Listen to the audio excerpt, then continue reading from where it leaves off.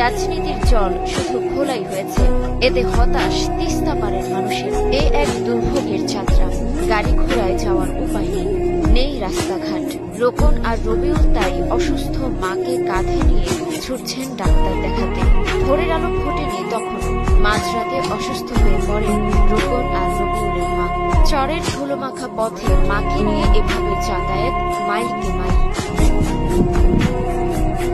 লালমনিরহাট জেলার কালীগঞ্জের চর এলাকায় নেই সড়ক যোগাযোগের ব্যবস্থা। এমন বাস্তবতাই যেন তিস্তা চরের মানুষের প্রতিদিনের ঘটনা। শুধু অসুস্থ রোগী নয়, প্রতিদিন এমন ভোগান্তি সয়ে পণ্য নিয়ে যায় কৃষক, ব্যবসায়ী, স্কুলগামী শিক্ষার্থী সহ সমবয়সী মানুষের চলাচল করতে হয় এমন দুর্ভোগ নিয়ে। শুকনায় পাও আর বর্ষায় নাও, এভাবে চলতে হয় চরবাসীর। দুর্ভোগ তাই তিস্তা চরের মানুষের প্রতিদিনের সঙ্গী।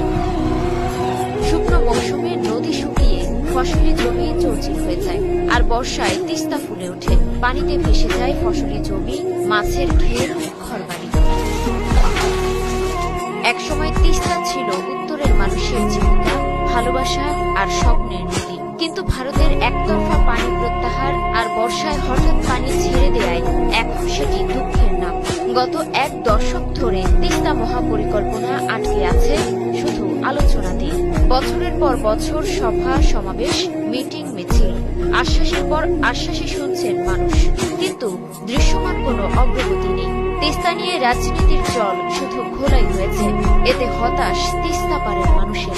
তিস্তা মহাপরিকল্পনা বাস্তবায়ন হলে চরবাসীর জীবন জীবিকায় বড় পরিবর্তন আসবে জানিয়ে দ্রুত কার্যক্রম শুরুর দাবি। তিস্তা মহাপরিকল্পনা বাস্তবায়ন হলে তীরবর্তী ৫ জেলা সহ উত্তরের ২ কোটি মানুষ সুফল পাবেন। জীবনযাত্রার মান উন্নয়ন হবে পিছিয়ে থাকা উত্তরের জেলাগুলো।